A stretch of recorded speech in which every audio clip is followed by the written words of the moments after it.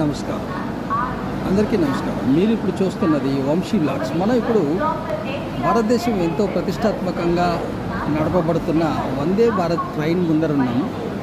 ఈ ట్రైన్లో ప్రయాణం ఎలా ఉంటుంది, సీటింగ్స్ ఎలా ఉంటాయి ఒకసారి అలా చూద్దాం. ప్రస్తుతానికి ఈ ట్రైన్ విజయవాడలో ఉంది, వైజాగ్ వెళ్ళబోతుంది. మన ప్రయాణం కూడా ఇందులోనే ఉంటుంది. కాకపోతే ముందుగా ఒకసారి సీట్లు ఎలా ఉన్నాయి ఏంటి ఒకసారి చూద్దాం. ఇది కంపార్ట్మెంట్. ఇలా సీటింగ్ పొజిషన్ ఇలా ఉంటుంది, హ్యాపీగా ఉంటుంది సీటింగ్ పొజిషన్.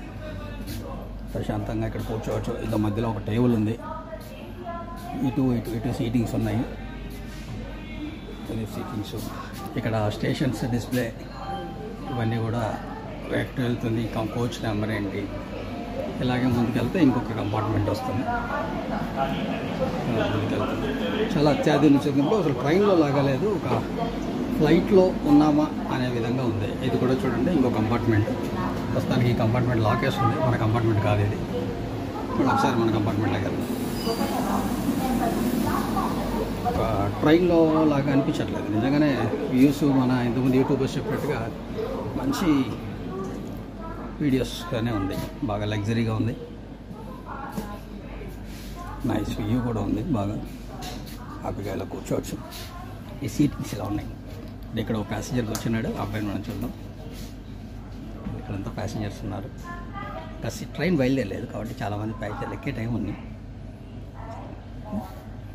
చూడండి ఎలా ఉంది బయట నుంచి వ్యూ, చాలా బాగుంది. పెద్ద కిటికీలు ఉన్నాయి, మంచి లైటింగ్ బాగుంది, కెమెరాస్ ఉన్నాయి, సీటింగ్స్ ఉన్నాయి.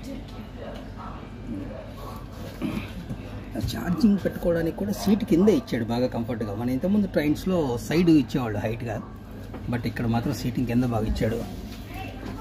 టేబుల్స్ ఇలా కూర్చున్నట్టుగా టేబుల్ సెట్టింగ్ ఇవన్నీ కూడా చాలా బాగుంది. ఓకే, మా వీడియో వాచ్ చేసినందుకు చూడండి, లైక్ చేయండి, సబ్స్క్రైబ్ చేయండి. మరొకసారి చెప్తున్నాం, మా ఛానల్ పేరు వంశీ వ్లాగ్స్.